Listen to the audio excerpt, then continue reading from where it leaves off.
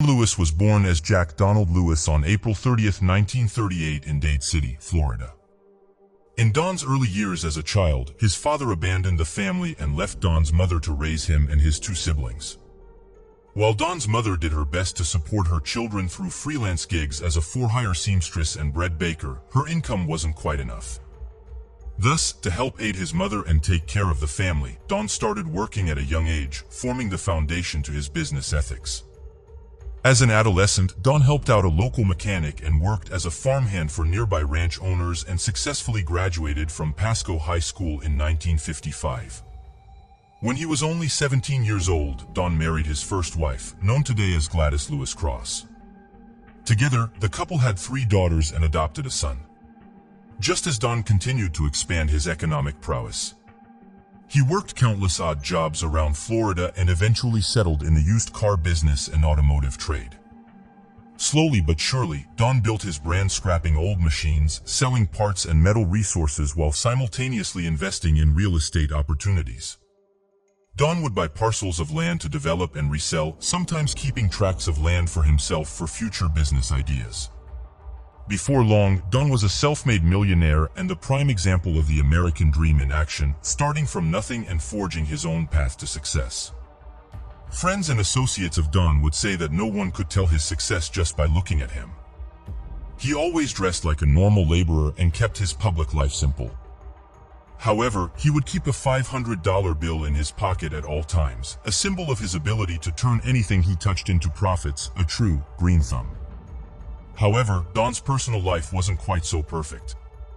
It was a well-known fact after his first marriage that he was a womanizer and often found mistresses or second girlfriends to take care of, despite having the family back home. One such instance occurred in 1981, when Don met a young woman named Carol Murdoch at the time on Nebraska Avenue in Tampa, Florida. Carol was walking alone at night and crying after struggling with her then-husband, Michael Murdoch. Don asked Carol if she needed a ride, and initially, Carol rejected him. However, Don circled around in his truck anyway, even offering the gun in his passenger seat to Carol to use as protection while he drove, explaining that he needed someone to talk to as well. Carol finally agreed, and after conversing with one another for a while, Carol stayed with him that night and the two fell in love.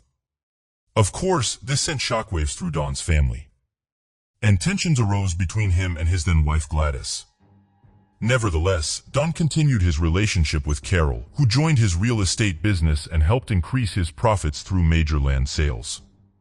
Not long afterwards, Don and Carol's relationship became too serious to ignore, and they divorced their respective spouses and married in 1991. With the excess money from Don's empire, he brought his new cat-loving wife, a bobcat called Windsong, at an auction. The couple then began buying big cats from a breeder in Minnesota, who was planning on slaughtering them for the fur trade. As was perhaps in his nature, Don viewed this as another chance to create a business, and in 1992 founded Wildlife on Easy Street with Carol and what would later become Big Cat Rescue. Carol, however, thought the initiative should be a charity, not just for profit. But Don disagreed, and slowly tensions arose between the two. Over the next few years, Don continued developing Wildlife on Easy Streets and started buying more animals. In 1995, he bought his first tiger from Dennis Hall, and around the same time was beginning the process of taking his beloved emporium and moving it to Costa Rica, where he'd been buying vast tracts of land and making connections and associates on the tropical island. At the same time, others began thinking that Don was using Costa Rica as a means to attract women unbeknownst to Carol, and escaping away with Costa Rican mistresses. This continued to damage the pair's relationship, and soon it fell beyond repair. In early 1997, Don Lewis began preparing for divorce, gathering his assets together and planning for a future away from Carol. Carol claims that at this same time, he began showing early signs of dementia, his short-term memory declining while digging through dumpsters and collecting junk for seemingly no good reason. Don's lawyer and business associates later said this wasn't proven, and they had never witnessed Don in a worsening state of mind. Regardless, Don's frantic behavior did include a growing fear of Carol. And in June of 1997, he filed a restraining order against her after she verbally threatened to kill him. According to Don, Carol was in possession of multiple guns, but the courts never granted him protection. due to her freedoms of speech under the First Amendment, and they felt she posed no true physical harm to him. Don was a worried man, and soon his paranoia was proven correct when at the end of that same summer, the threats, confusion, and anxiety gave way to a tragic mystery. Let us now review the timeline of events that led to the disappearance of Don Lewis. In June of 1997, Don Lewis begins exhibiting signs of paranoia, anxiety, and fear. Centering around his then-wife, Carol Lewis, now known as Carol Baskin. He gives his executive assistant at the time, Anne McQueen, an envelope containing a restraining order against Carol to be submitted to the local courts. This document contains unnerving quotes by Don, such as, quote, "This is the second time Carol has gotten angry enough to threaten to kill me. Carol got in a big fuss. She ordered me out the house or she would kill me. She has a .45 revolver and she took my .357 and hid it." Later that June, the Florida courts deny protection from the restraining order, saying Carol is no immediate threat and that the First Amendment, granting free speech, allows her to say such things without consequence. Throughout the summer, Don's erratic behavior continues. He tells his former wife Gladys and a couple of their children to stay away from Carol, that he's done with her and planning to divorce her. He speaks his final words to them, saying Carol is one of the worst people and quite dangerous. Not long after this encounter, Don repeats the same information about his probable divorce to business associate Wendell Williams. Don signals to Wendell that he is putting most of his possessions in a protective state that would allow him to keep most of what he owned and away from a settlement. Sometime in July of 1997, Don gets together with another friend, Mike McCarthy, and tells him that he feels his life is in danger. As July turns to August, Don informs his lawyer, Joseph Fritz, he's in search of another small passenger plane to add to his collection of planes. He finds one he likes, but the aircraft needs work to be able to fly for longer durations of time. At some point during the first 2.5 weeks of that same August, Don has a conversation with his longtime handyman of 15 years, Kenny Four, while they build a new complex cage for the big cats. Don remarks that he has vague plans of some sort. Plans he never fully explains to Kenny, but is intent on carrying out. At the end of their talk, Don says, quote, "If I can pull this off, it will have been the slickest thing I've ever done in my life." Before Kenny can ask for clarity, Don leaves to attend a phone call and never finishes his thoughts. It would be the last thing Don ever says to Kenny. On Friday, August 15th, Don's assistant Anne McQueen calls Don regarding paperwork for cars he's preparing to take down to Costa Rica. Despite multiple attempts to reach him by phone, Anne isn't able to make contact. Anne continues calling throughout that weekend, but she still has no luck. In the evening of August 17th, Don prepares to drive down to Miami and then travel on to Costa Rica. He tells Carol he needs a truck made available for travel by his handyman Kenny, but it's unknown if he ever secures one. That night and into the early morning hours of August 18th, Carol makes her own plans to do chores and run errands for the Big Cat Resort. At around 3 a.m., Carol goes to a shop called Albertsons to buy milk byproduct for the cats. Her car breaks down, but she's saved by her brother, a local sheriff's deputy, who gives her a ride back to her home. Just a few hours later, a little prior to 6 a.m. on August 18, 1997, Don Lewis leaves his house to make an early delivery of real estate paperwork to his lawyer's main office and then to travel to Miami and ultimately Costa Rica. This would be the last confirmed sighting of Jack Donald Lewis. Nearly 36 hours pass by and no one hears from Don. And calls Carol with real concern and suggests they get the authorities involved. Carol agrees, and at about 1:30 p.m. on August 19th, she telephones law enforcement to officially report Don Lewis as a missing person. In the first 24 hours after the missing persons report is filed, police and a few volunteers combed Don's entire 40-acre property in Tampa, Florida, including the wildlife on Easy Street Resort. Despite a thorough search, including aerial support, detectives find no clues or anything to suggest they should continue digging at Don's residence. On August 20th, the Hillsborough County Sheriff's Office discovers Don's personal van, a 1989 Dodge Ram, parked and abandoned at the Pilot Country Airport in Spring Hill, Florida, about 40 miles away from Don's last appearance at his animal sanctuary. Besides the keys to the van and a briefcase full of insignificant documents, nothing of note is found inside the vehicle, and the trail of clues is frozen once again. Over the next 4 to 5 days, detectives traveled down to Costa Rica to progress the manhunt. While investigating every nook and cranny possible, law enforcement discovers Don had been engaged in extramarital affairs whilst in Costa Rica. They interview possible connections to Don and those who knew of the businessman, but still find zero leads. The only thing remarkable that investigators learn is that 2 of Don's exotic animals, a pair of ocelots, were shipped out just before Don disappeared. Where they went is still unknown. Initial reports, once Don's disappearance reaches national headlines, date that they believe Don probably walked away on his own. But as time goes on, both the media and investigators start thinking something more sinister is at play. A few days after the 1-year anniversary of Don's vanishing on August 23, 1998, Carol refuses to take a polygraph test or allow investigators to carry out an intensive search of her wildlife sanctuary or the meat freezers, citing legal advice from her attorney. Later in 1998, Don Lewis's ex-wife Gladys and their daughters publicly accused Carol of being responsible for Don's fate and discarding the body via the exotic animals they own. This is heavily refuted by Carol. In August 2002, on the 5-year and 1-day mark since he first disappeared, Don is declared legally dead by Carol and his wills are put solely in her possession due to the specific verbiage used in his documents. 9 years later in 2011, Carol is asked one more time by investigators to undergo a polygraph test. Once again, she refuses this request. Over the next decade, countless conspiracies and folk tales are created by curious bystanders of the case and by those with ties to Don, his ex-wife Carol, and their big cat business.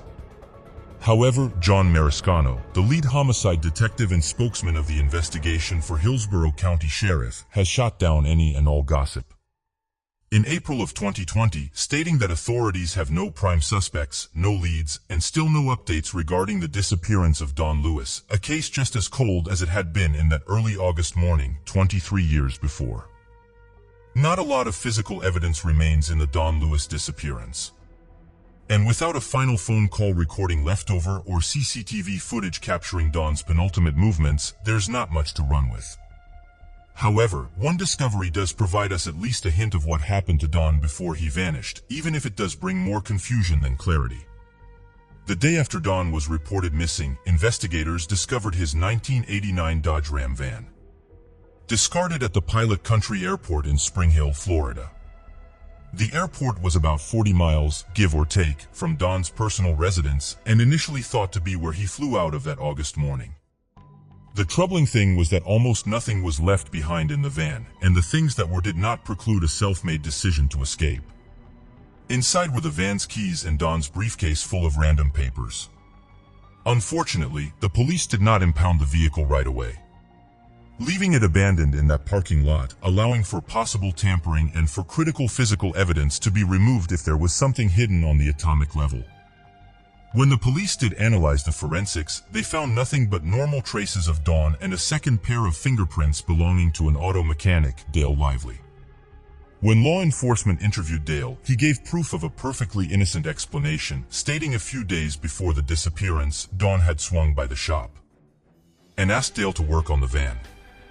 During their interaction, Don also asked Dale to come with him to Costa Rica to help on his land, further indicating that Don was fully committed to a southward trip.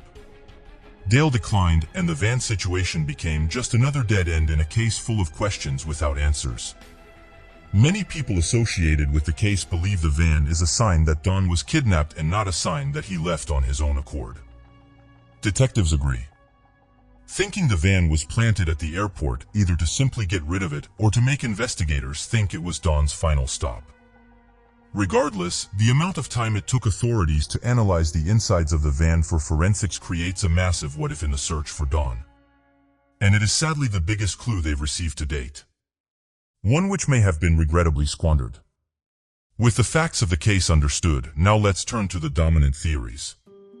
In the case of the disappearance of Don Lewis, like so many cold cases around the world, the disappearance of Don Lewis has been the fodder for some truly outlandish claims and conspiracies, sparked by both family members and those with disdain for Don's former partners. Sadly, these brash and borderline barbaric theories have been glamorized and focused on by one particular documentary series and its ensuing publicity. So we will do our best to dissect each theory with clarity and reasoning backed by evidence to properly respect the facts of the case and the man who went missing. It's our belief that truth and respect to the facts of the case should always take precedence.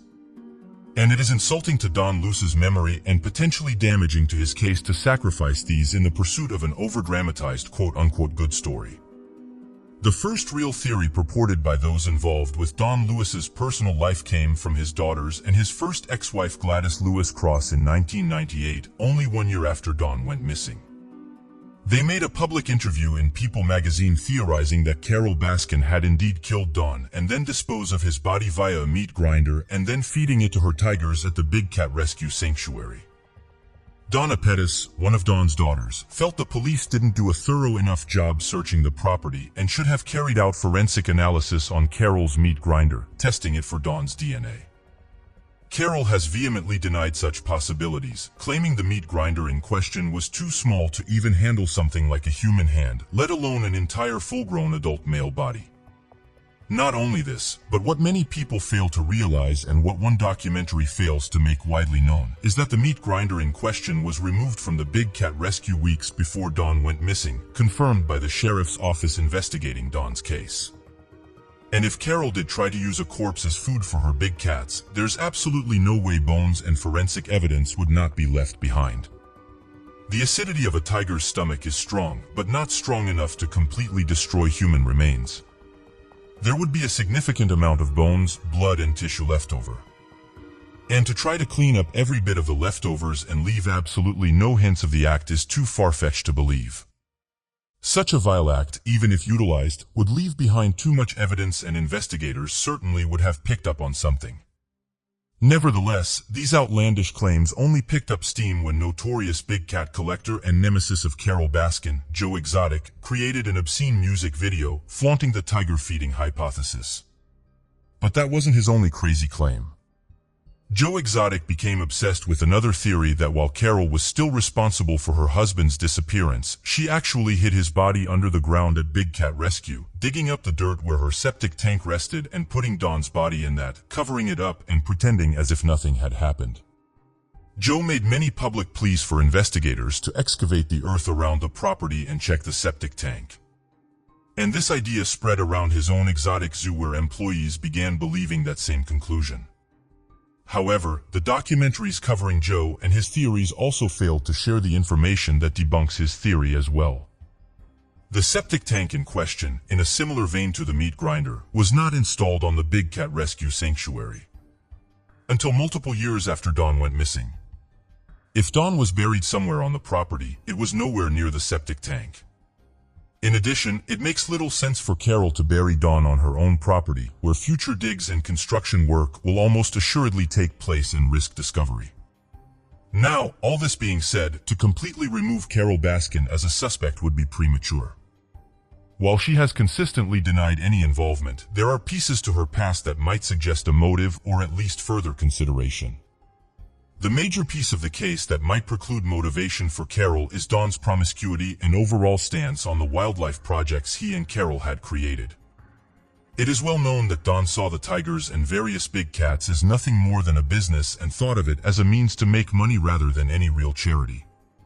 While they were initially together in that viewpoint, Carol eventually wanted the sanctuary to be exactly that, a place where rescued cats could live approved by fellow activists, saving them from immoral breeding and cub abuse.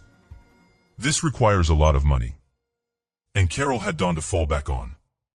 Son in Don's inner circle said he hated losing his money to her spending and that being a millionaire married to someone without much money is a treacherous combination. But we mustn't pretend that Don was perfect either. He was also involved in various extramarital affairs, having multiple girlfriends despite his marriage to Carol, including a secret mistress down in Costa Rica. With a clashing philosophy and a dying marriage, Carol may have sought to end what was becoming a toxic situation. In fact, pages from her personal diaries exposed by various sources found entries written by Carol stating things such as, quote, not to mention her verbal threats. Eventually, her wish was granted, and most suspiciously of all, Carol Baskin did end up the biggest beneficiary of Dawn's vanishing. Not long after he went missing, Carol cut off all the utilities to Dawn's office, took out his wills and powers of attorney, and held on to them until the very first date she was allowed to declare him legally dead, the 5-year and 1-day anniversary of his disappearance. Even stranger was that when the powers of attorney were read, lawyers found that a special clause had been written granting Carol head of Dawn's estate, not after his death, but specifically after his disappearance. Multiple lawyers have said this is an irregular clause for such legal documents, as people rarely expect to disappear. Not only that, but Carol ended up inheriting 90% of Dawn's worth, leaving just 10% behind for Dawn's former family.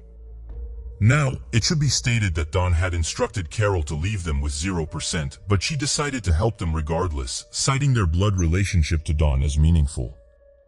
Does the strange disappearance clause in Dawn's will, combined with his infidelity and strict business-minded pursuits, make Carol the killer? No, but it does raise suspicion in her motivations, as millions of dollars were at stake to keep her dream of saving big cats alive. Some have pointed out that just because she had Dawn legally declared dead the first day possible doesn't mean she was the mastermind either. And they have a point. Wouldn't it be ridiculously obvious to carry out such a suspicious legal action? If Carol was indeed at fault, drawing attention to the matter wouldn't be her priority. It's also possible that she wasn't the killer, but rather had blood on her hands, arranging for someone else to handle Dawn.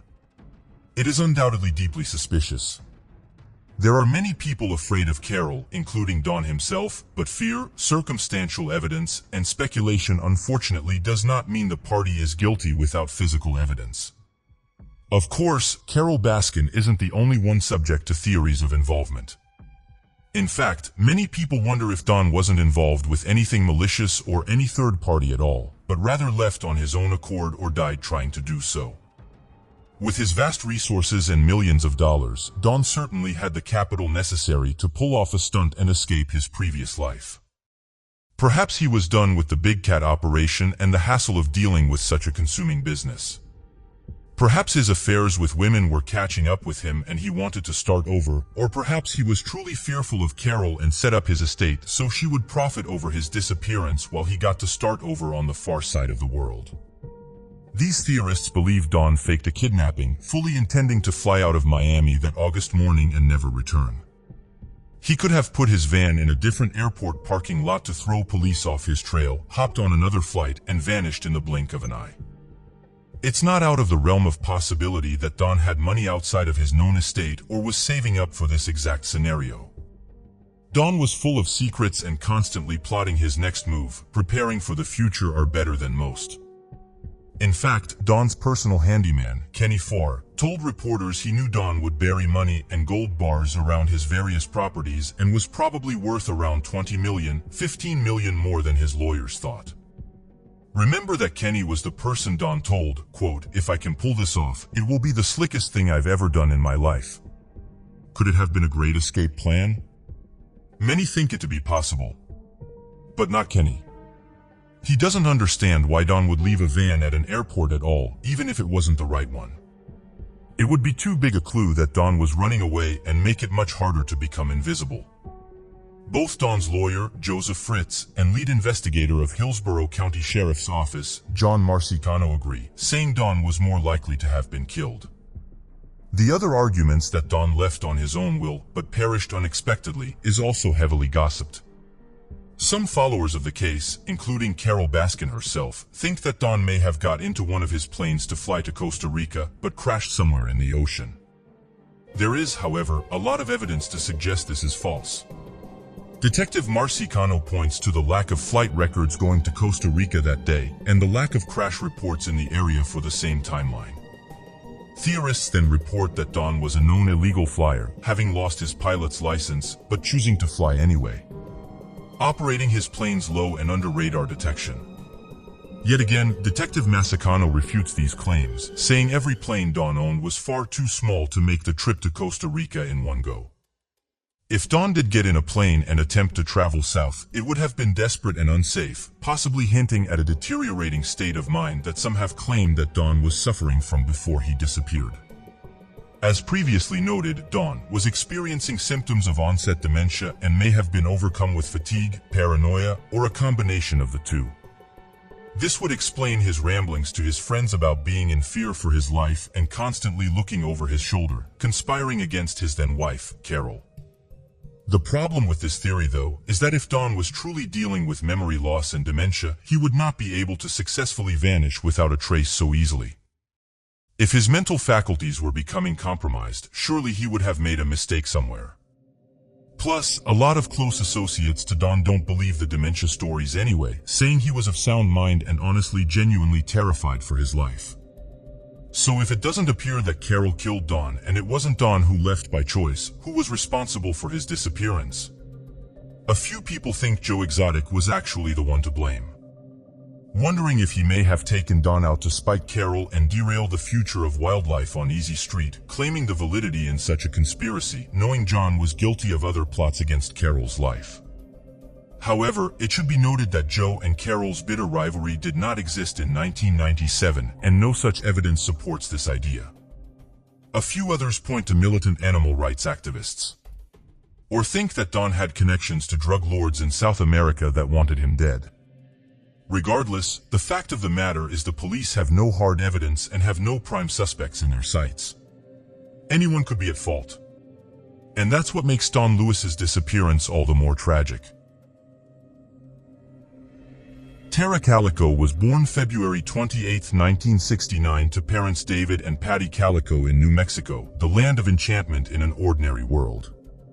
Tara was an adventurous young girl and grew up exploring the great outdoors, joined by her siblings and friends around the area. During childhood, her mother and father divorced and Tara remained with Patty, who remarried to John Dole and moved to Belen, another regular New Mexico suburb. Belen is the primary seat of Valencia County, New Mexico, taking its name from the Spanish translation of Bethlehem, the legendary biblical town. It's the transportation hub of the greater Valencia area and primarily a Catholic and Christian demographic. When the Dole family moved to Belen, it seemed like the quintessential place to raise Tara and her siblings, Michelle and Chris. It was perfectly quaint without a controversy or worry in the world.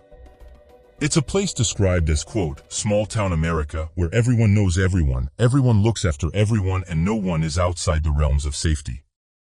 Its main economic turnstile was ranching, and it offered many recreational possibilities across its welcoming landscape.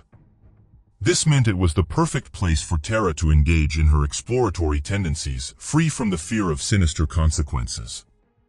As Tara entered adolescence and young adulthood, she became a beloved member of her high school class by schoolmates and close friends alike. They described her as an athletic, yet highly intelligent individual with an innate kindness not often seen from children her age. She was admired by her peers and revered by her teachers, who noticed her undying responsibility and knack for extreme organization, a trait that would be highlighted after her disappearance. A story told by Melinda Escabel, a friend of Tara's, described her as a friend to anyone. Melinda had joined the marching band in high school and at the time had no one else to confide in or hang out with in the band. When Tara saw Melinda sitting by herself one day, she took this new girl into her circle of friends despite knowing nothing about her. A selfless act of building a better atmosphere for her peers. And a memory that stuck with Melinda well after the fact.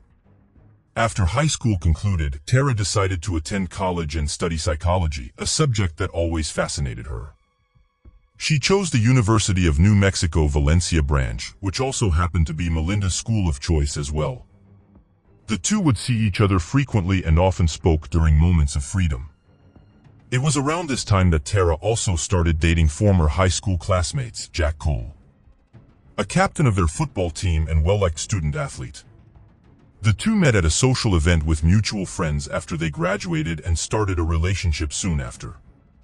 They always talked about traveling the states and country together and often stayed active while dating. This was the preferred lifestyle for Tara, who was a religious biker and outdoor enthusiast. And sadly, it was the first domino to a fateful collapse when on September 20, 1988, Belen, New Mexico would forever be transformed from the idyllic American community to a dark spot of mystery, tragedy, and controversy. In the early waking hours of Tuesday morning, September 20th, 1988, at around 9 a.m., Tara Calico wakes up and sets out her clothes and school books on her bed. She preps to leave her Belen, New Mexico home to ride her bicycle along New Mexico State Road 47. A daily routine frequented by Calico and her mother, Patty.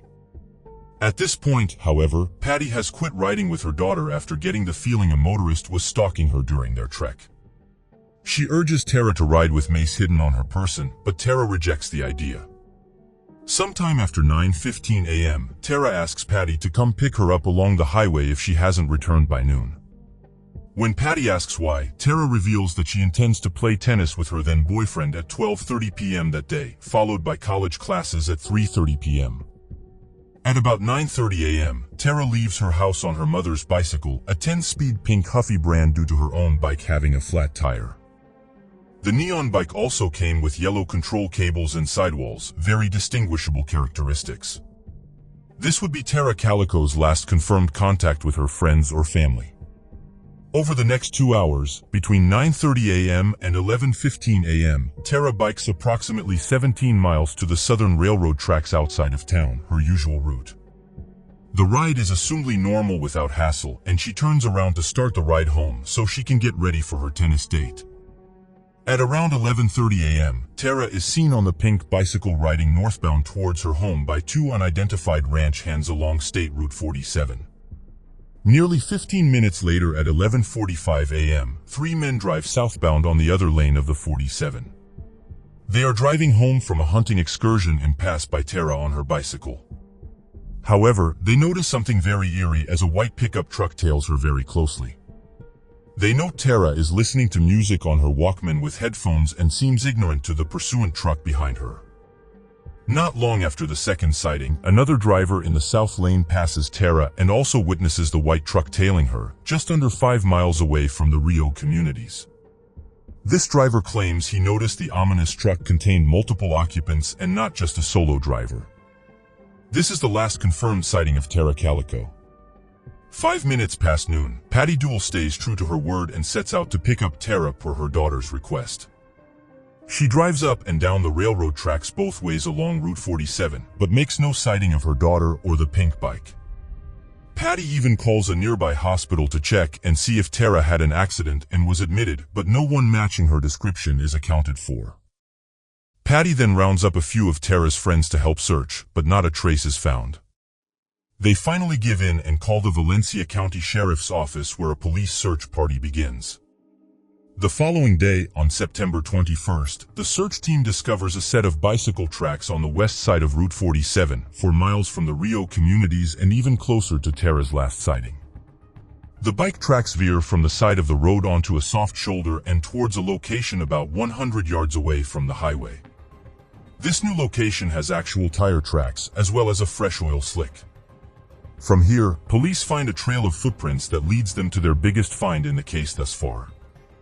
Tara's cassette tapes of the rock band Boston, the broken front plastic window piece to the Walkman device, and empty beer cans strewn about. Between September 21st and the 23rd, law enforcement doubles their search efforts around State Route 47. On Saturday, September 24th, investigators find the remaining pieces. Tara's broken Walkman around the entrance of John F. Kennedy Campground at the base of the Manzano Mountains. The area is remote, unpopulated, and only 20 miles away from the initial discovery. Throughout that same weekend, the Ventura County Sheriff's Office dispatches more than 300 air and land searchers to patrol the river and Manzo Mountains, but find nothing out of the ordinary and retreat on Tuesday, September 27th. In the following days and weeks, authorities seek out any and all witnesses to Tara's final bike ride on the 20th. They find 7 people who claim to have seen Tara, 5 of which also claim to have seen the white pickup truck following her.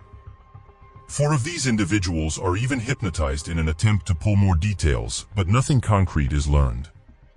Law enforcement also eliminates possible evidence such as a biking water bottle found in a nearby yard, a patch of uneven dirt alongside Route 47, a connection to the September 1985 disappearance of Deborah Lansdell, and 3 men who were found drinking beer in the back of a pickup truck soon after Tara's vanishing. Their alibis: the beer they were drinking was Budweiser, and the empty beer cans found near Tara's broken Walkman were Old Milwaukee. 1 month later, on October 25th, lead investigator, Sheriff Lawrence Romero, tells the public their main suspects are believed to be 2 males, based on the report that the white pickup truck was seen with 2 men inside. The driver is described as 35 to 45 years old, white with red hair, standing 5'9" to 6 foot, and weighing 200 pounds, and most interestingly, with wrinkles between his eyes and temples. The truck itself is detailed as a white 1950s to 1960s Ford pickup model with a camper shell, chrome hubcaps, large tires, and the Ford emblem spelled in smashed red glass letters. Its license plate starts with WBY or WBZ and ends in the number 6. Again, weeks go by and hundreds of calls and hotline tips pour in regarding the suspect and the vehicle announcement made by police, leading to a few interviews. But no arrests are made and the case begins to grow cold. On June 15, 1989, an unnamed woman in Port St. Joe, Florida, comes to police with a Polaroid photograph she found in the parking lot of a convenience store. The picture displays a young female adult and a young boy duct-taped at the mouth and bound at the wrists, laying in the back of a van.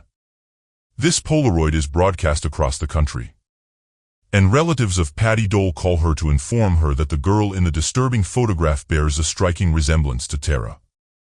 Patty flies to Florida to take a closer look and agrees that the woman in the shot looks like her daughter. Over the next year, 2 more photographs are submitted to authorities that show a young female bound and gagged in a similar fashion, but feature a different woman than the one in the original Port St. Joe photograph. While all 3 are believed to potentially involve Tara Calico, none have ever been confirmed to contain her image, and their status is left up to debate among government agencies and amateur sleuths alike. Decades pass, and Tara Calico's disappearance remains unsolved. Despite endless searches around New Mexico by countless investigators and private contractors, little evidence is ever uncovered surrounding the case. In September of 2008, 20 years after the fateful morning, the then sheriff of Ventura County, Rene Rivera, comes out with a statement alleging he knew who kidnapped and killed Tara. But without any incriminating evidence or bodies to exhume, the conclusion could only remain a theory. His wasn't the only hypothesis circulating the news. And as his peculiar confession wears down on the followers of the case, so does the coverage of Tara's mystery. In 2013, a task force was created, different federal and local agents to reopen the investigation. But over 7 years later, and nothing new has surfaced regarding Tara Calico or her mother's pink neon Huffy bike. When people familiar with the Tara Calico disappearance think of her cold case, the first image that pops into their head is the suspicious Polaroid photograph found by a woman at the Port St. Joe's convenience store in June of 1989. As previously mentioned, the picture appears to show a young woman and a little boy held against their will, trapped in the back of a van without an identity or story. After the woman turned the Polaroid into the police, she mentioned that the parking spot where it had been found was actually occupied by a white Toyota van when she arrived at the store, leaving seconds before her return to the parking lot. The woman was able to catch a quick glimpse of the driver and stated he was middle-aged and mustached, probably in his late 30s. Immediately, the suspicions of the photo began to click. The white van could easily be the van that houses the bound woman and child from the image. Could this van be the source? Could the driver be the kidnapper? Or could this all be a prank? The woman, authorities, and local newscasters didn't think so. They started investigating right away and sent the Polaroid to a current affair, where it was nationally televised. Now here comes the connection to Tara Calico. Friends of the Dole family watched a current affair and felt that the Port St. Joe picture's female subject bore a striking resemblance to Tara. They telephoned Patty and John, who didn't hesitate to study the picture themselves. Patty slowly but surely came to understand that the lady in the photo was her daughter. The biggest clue? She stated Tara had been in a car accident as a girl and battled a leg injury that left her with a scar along her thigh and pointed to a discolored streak along the bound woman's thigh in the Polaroid. Not only that, but if one looks closer at the image, one can make out a book sitting next to the woman. The book in question was My Sweet Audrina by V.C. Andrews. Coincidentally, or maybe not, one of Tara Calico's favorite books by one of her favorite authors. Investigators on Tara's case agreed that there were enough similarities to warrant professional analysis, and multiple agencies took a closer look. However, out of 3 detailed inspections, the results were inconclusive. Scotland Yard said the bound woman was Tara, the Los Alamos National Laboratory said it wasn't Tara, and the FBI could not make an official conclusion. The naysayers had plenty of their own physical traits to emphasize. First and foremost, the bound woman's facial features didn't quite match Tara's. Their eyebrows are of distinctly different shapes, as well as their overall draw lines. That being said, we must consider the drastic changes in settings. The Polaroid could not have been taken any sooner than May of 1989, as that specific stock of film hadn't been produced and released until spring of that year. Thus, the photo must be depicting Tara at least 7 months after her disappearance and alleged kidnapping. A lot of physical change can happen in that time span, including weight loss that affects the jawline and a lack of hygiene and eyebrow maintenance. But perhaps more importantly, the Polaroid scenario would include months of being lodged in a tight space. Months of anxiety, months of stress. Of course, there will be noticeable differences to studio-lit makeup and style portraits most used to compare Tara to the bound woman. These are arguments to both sides of the equation, but ultimately, there is too little information in the Polaroid to make an affirmation regarding Tara. Of course, there is an entirely separate mystery in the Port St. Joe photograph as well. The little boy laying next to the bound woman deserves equal attention. When the Polaroid first made waves around Belen, New Mexico, and the state in general, many people wondered if the male subject was Michael Henley, a young boy who went missing 5 months before Tara in April of 1988. He too disappeared in New Mexico during a hunting trip with his father. He had wandered away from the campsite one day and vanished with searching crews unable to find a shred of evidence. While he had no personal relationship with Tara or the Dole family, his physical characteristics also matched the bound boy, and relatives of the Henley family agreed it was probably him. How or why they'd be together was cloudy, but if a serial kidnapper was abound in New Mexico, it wasn't outside the realm of possibility that they'd been secluded together across the country. However, this theory went moot a year later in June of 1990, when Michael's remains were found buried in the Zuni Mountains of New Mexico. A forensic analysis found that Michael had most likely died of exposure in the wilderness after wandering off from the campsite, which was 7 miles from the excavation zone. The campsite was also only 75 miles away from Tara's disappearance. But when Michael's fate was learned, the connection to Tara dissolved and the bound boy in the photograph remained unidentifiable. Just another, unexplainable story associated with the strangers in the mysterious Port St. Joe Polaroid. While the Polaroid controversy spawned thousands of theories on its own, none were weighed as more probable as the one that surfaced in 2008 by law enforcement themselves. After years of stale leads and a spiraling investigation, the then Valencia County Sheriff, Rene Rivera, said he actually knew what happened to Tara that September morning. In 1988, the Valencia County News Bulletin reported on the 19th anniversary of the disappearance that Rivera, quote, received information over the years that 2 men who were teenagers at the time of Tara's disappearance found her riding her bike on the rural road that day and had help afterwards disposing of her body. He continued detailing his theory through a play-by-play of the morning itself that the 2 men were taunting Tara in the back of a pickup truck. Hit her bike, causing her to lose control and fall, kidnapped her, and then killed her when she threatened to contact authorities out of panic. Rivera went on to say that the reason he couldn't act on the tips or arrest those responsible was because there was no concrete evidence to convict, specifically Tara's body or place of burial. However, he did believe that it was likely still in Valencia County and most likely in the general area of those railroad tracks. Rivera wouldn't even release the names he had in relation to the theory, making many citizens, including stepfather John Dole, curious why he would make the claim in the first place. Rivera countered and said that he made the announcement in hopes it would persuade the perpetrators or anyone with information about Tara's resting place to come forward and bring legal closure to the Calico and Dole families. Yet, no matter how much the sheriff pleaded, no one came forward. And his desperate conclusion ended up causing more pain than it relieved.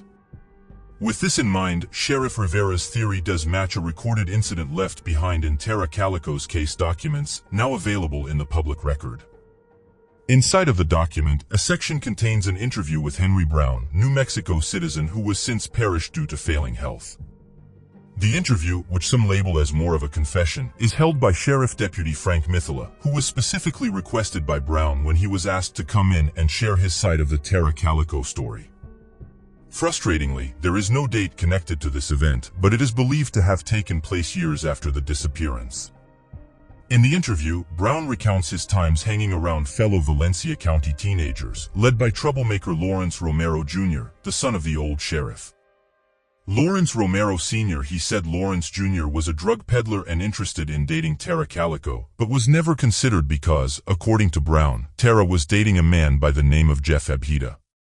Brown continued, recalling that he was at a party attended by Lawrence Jr. and his other mischievous friends in the basement underneath Lawrence Jr.'s trailer, and that Lawrence told him he and the guys had hit Tara on her bike with their truck, raped her, and murdered her.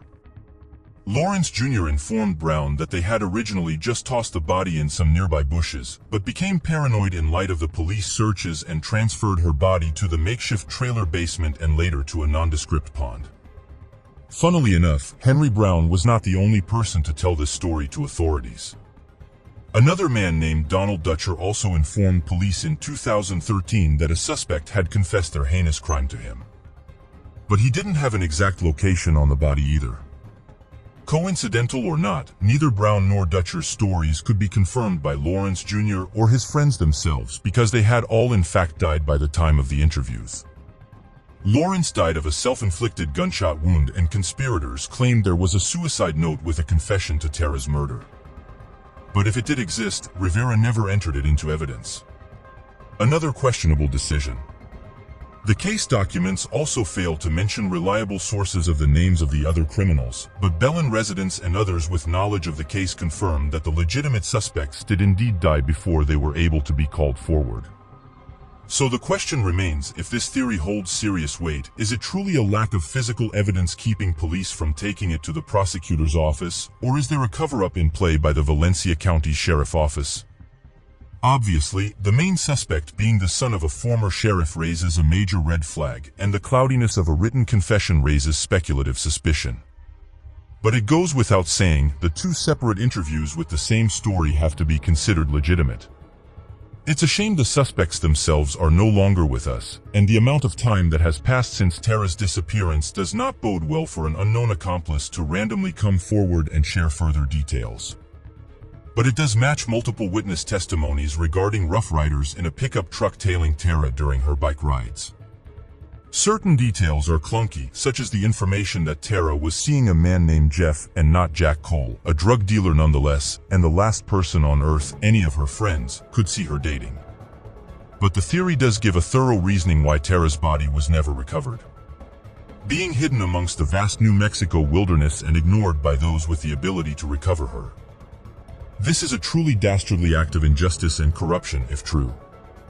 Of course, there are plenty of other hypotheses surrounding Tara Calico. Like any prominent missing persons case broadcast on national networks, plenty of possible sightings came into law enforcement and television networks. Regular people claiming they've seen Tara with suspicious individuals or walking freely among the streets. However, most of these sightings came in Florida after the Polaroid mishap, most likely the results of phenomenon bias.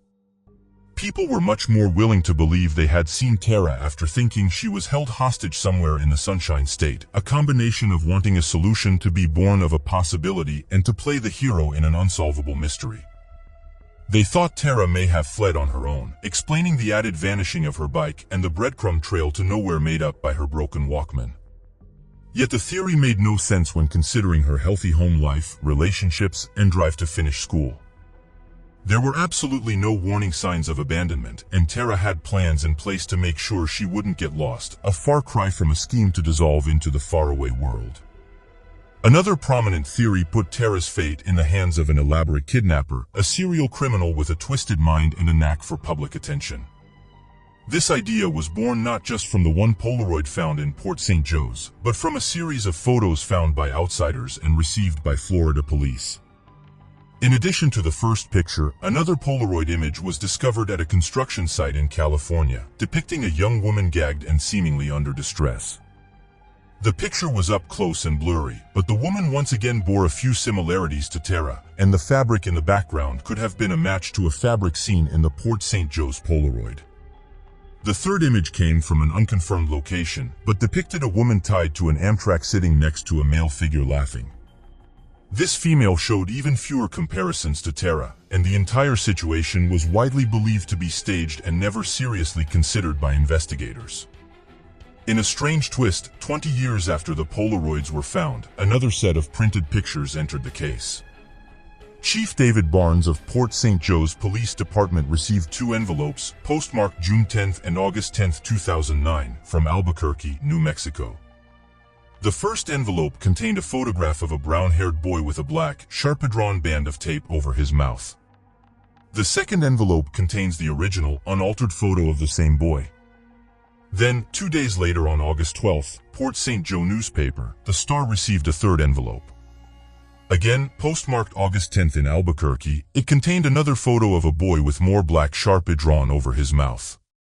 It's unknown if the boys were the same person in each mailing, but investigators initially wondered if they were somehow connected to Tara Calico's case due to the same locations, matching her profile. Unfortunately, there were no letters in the envelopes containing identities or any clues at all.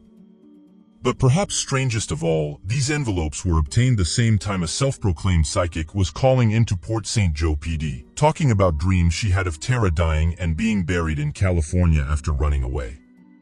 She also mentioned she met a girl at a strip club who claimed to be Tara. But that girl was located and mistakenly identified. Conspiracy theorists think that both incidents are connected, that either the psychic caller was also the person sending in the envelopes as a means to find attention or the work of a serial kidnapper playing a Zodiac killer-level prank on local authorities and news stations. They believe Tara was kidnapped and driven around the county in the back of a van, and that she was the girl in at least the Port St. Joe photograph and possibly the girl in the other Polaroids as well.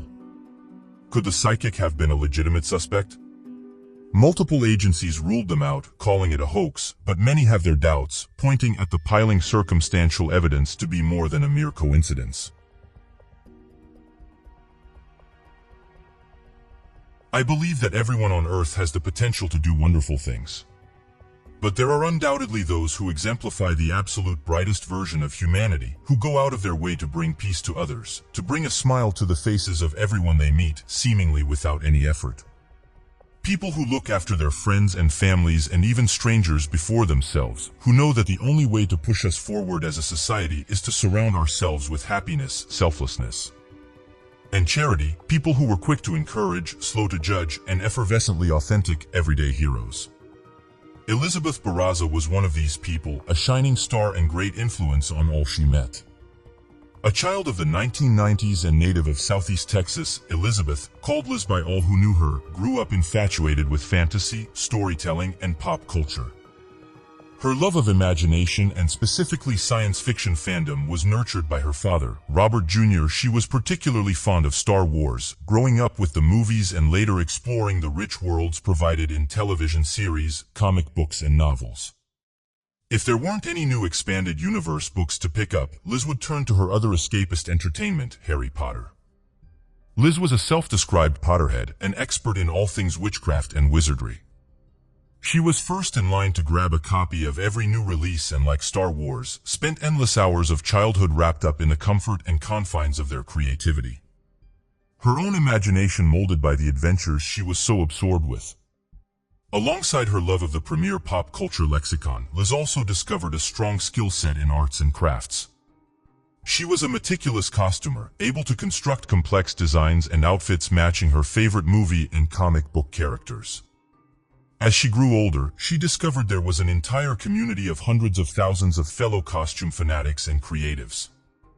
This turned Liz on to comic conferences around the United States, where fans would come together dressed head to toe in homemade costumes and show off their intricate creations, a hobby known as cosplaying. It was through cosplaying and a love of Star Wars that Liz became quite close to Sergio Barraza, a fellow Texas native and entranced by the escapist pastime himself. In the winter of 2014, the pair got married and combined their love of Star Wars and cosplaying together. The newlywed couple would travel to various Comic-Cons around their home state and America at large, showcasing Liz's expert crafting capabilities.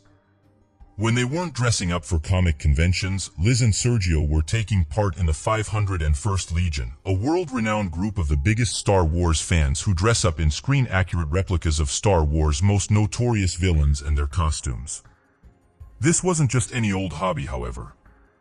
The 501st Legion consists of over 14,000 volunteers who use their costumes and cosplaying skills to attend charities and hospitals, visiting sick children and adults alike, raising money for research efforts, medical fundraisers, and the fight against countless diseases. These charitable contributions were a linchpin in Liz's vision for her life. She went above and beyond to attend these visitations and events, bringing joy to so many people whose very lives were in jeopardy. And most importantly, Liz didn't think twice. It was just her nature to give hope to those who needed it. Through their 5 years together, Liz and Sergio were an immeasurably happy couple. Their tireless work ethic at both their jobs and their recreation did not push them apart, but drew them closer together. To celebrate their 5-year anniversary, Liz planned a magical vacation to Orlando, Florida, where Universal Studios awaited them. The couple was excited to visit the new immersive Harry Potter attractions, and Liz prepared specially homemade costumes for the pair to wear during their travels. To make things easier on their finances and enjoy the upcoming anniversary without a worry, Sergio and Liz got together some old things from around their house to sell at a garage sale.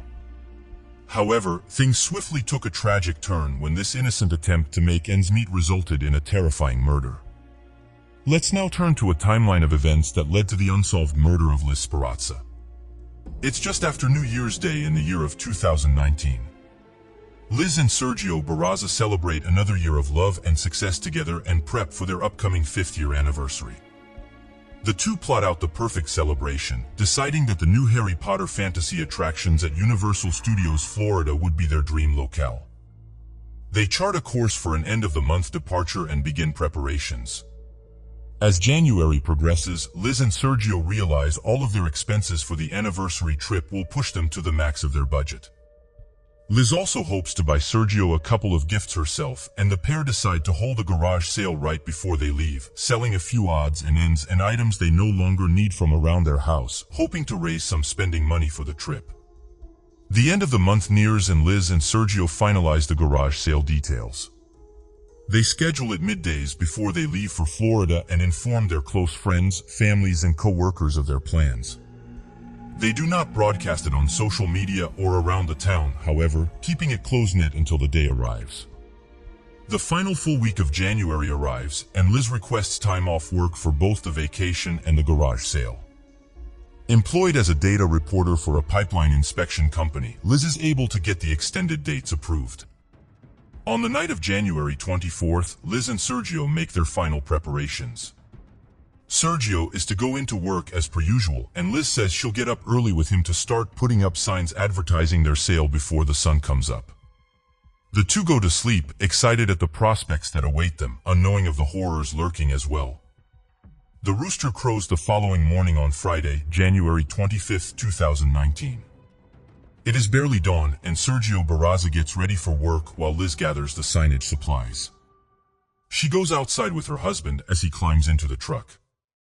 Concurrently, security and CCTV cameras capture a 2013 or newer four-door dark-colored Nissan Frontier Pro 4X drive around the Barraza's Tomball suburb, a vehicle not recognized by the neighbors and never seen driving around the area at such an early time of day. At around 6:48 a.m., Sergio kisses Liz goodbye and departs in a truck of his own. Captured by CCTV cameras, leaving the housing complex, heading towards his place of employment. Over the next 4 minutes, Liz takes the signage and begins setting them up in her front lawn for any passersby to notice their pending garage sale. She works alone and seemingly doesn't expect a visitor or anything particular to happen. At around 6:52 a.m., the same Nissan Frontier truck seen driving around earlier is captured once more. On a security camera set up on the doorbell of a neighboring house in the Tomball suburb, facing the front yard of Liz Barraza's home, where she continues working outside. The dark-colored truck passes the house and parks in another home's driveway. From the driver's seat, a person with either long hair or a wig exits the vehicle and walks towards the spot where Liz places a sign. The pursuant, wearing what could either be a trench coat or a long robe, conceals something as they walk up to Liz. Liz looks up, startled, but doesn't run away. Only 8 seconds pass of what appears to be a quiet conversation before the figure in the long garment pulls out a gun and shoots Liz 3 times at point-blank range. The killer then steps over Liz's body, seemingly checking for something before firing off one final point-blank shot. As the clock ticks forward to 6:53 a.m., the shooter sprints from Liz's body back to their truck.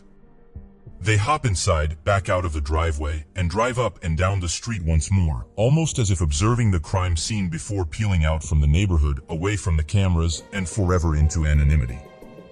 At the same time, a male subject who heard the gunfire and saw the truck escape runs outside and calls 911 to report both the shooting and ask for an emergency medical response. Meanwhile, another neighbor who comes outside in response to the commotion quickly understands what has happened and personally calls Sergio to inform him Liz has been shot. Not even 10 minutes go by and Sergio returns to the neighborhood to tend to his critically injured wife.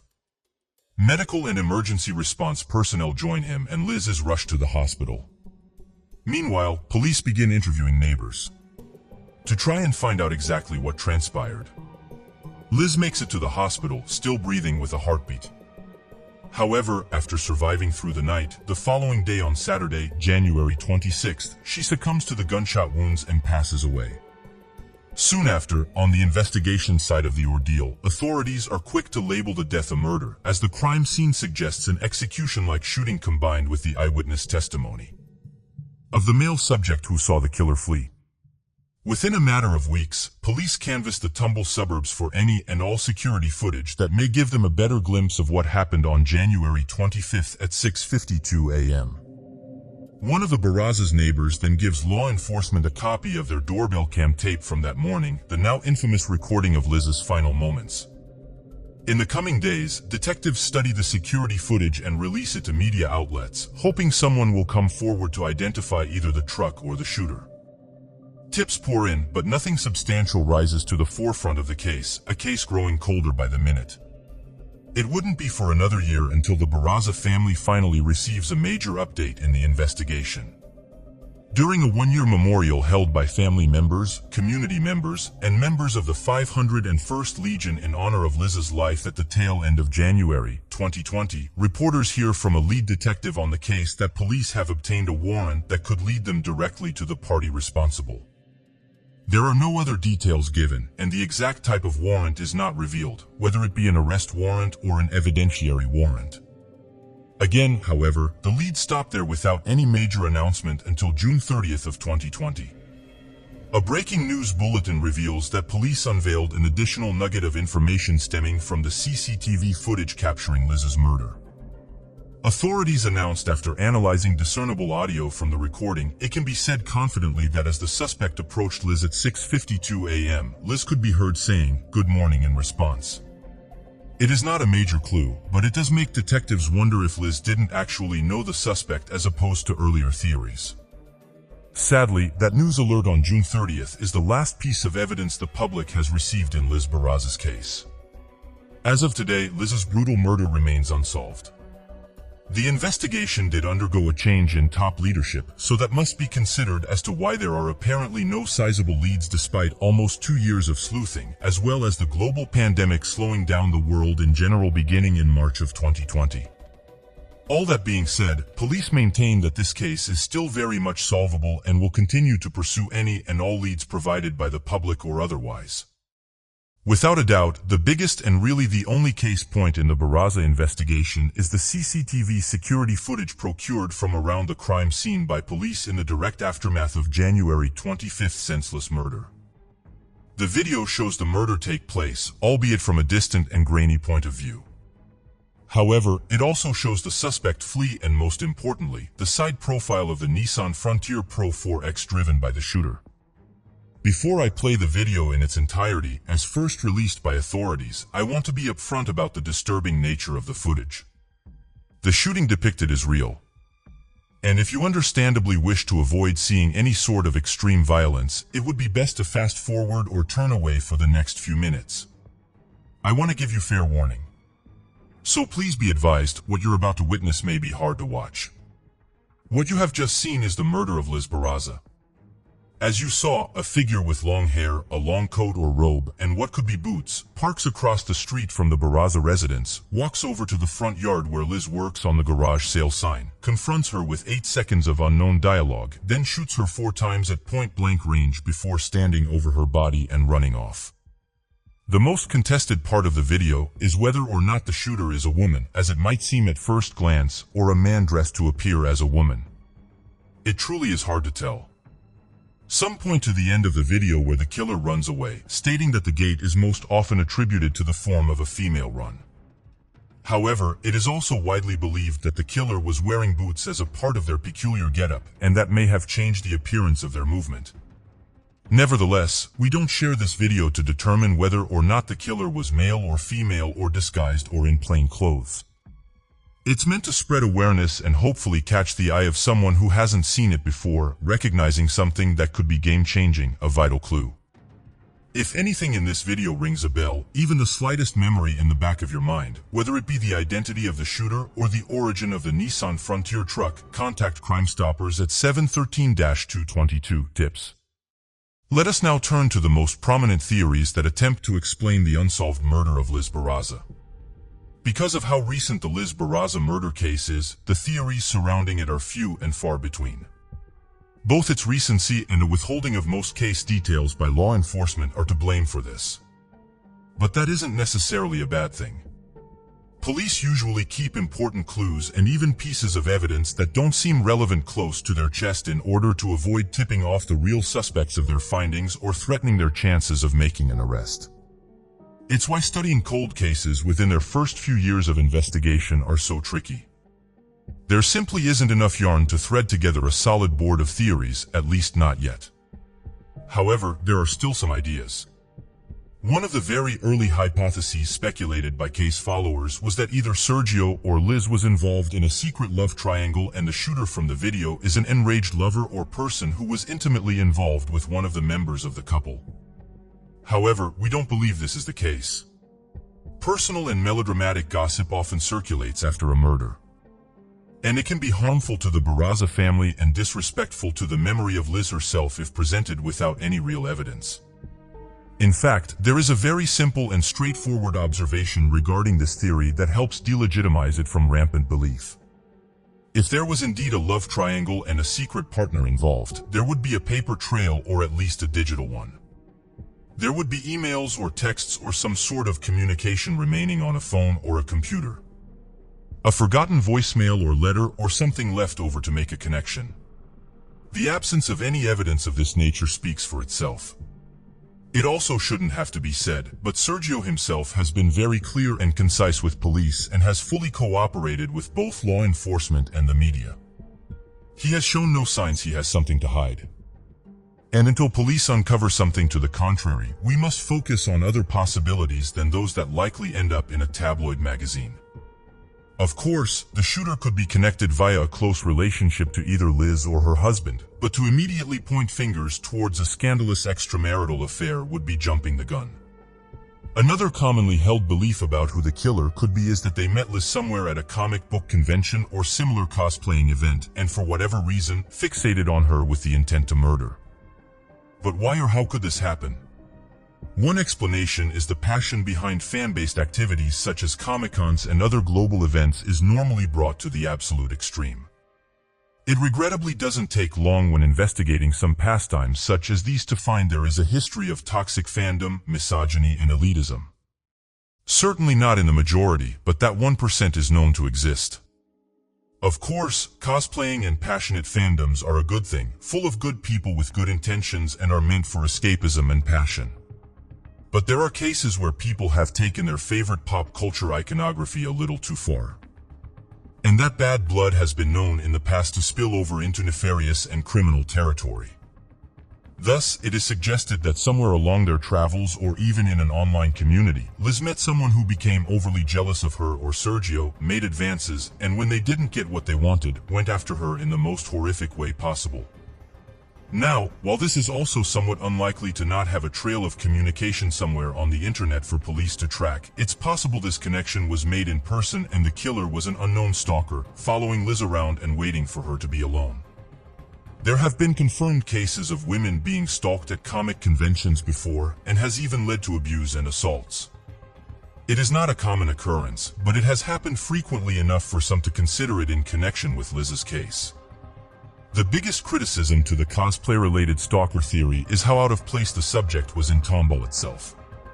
The neighbors never reported seeing the Nissan Frontier truck in the housing complex prior to that night. And it wasn't recorded on CCTV cameras in the hours or days leading up to the murder. For the stalker to have been following Liz leading up to the shooting, they would have had to stalk her discreetly, using another vehicle and tracking her every movement to confirm that she would be alone when she was. Because the garage sale was not widely broadcast or marketed to the public, the stalker wouldn't have known to go out to the neighborhood that morning. Coincidentally showing up would require an intense amount of dumb luck. And by all accounts, this was a calculated assassination beyond the odds of pure fortune.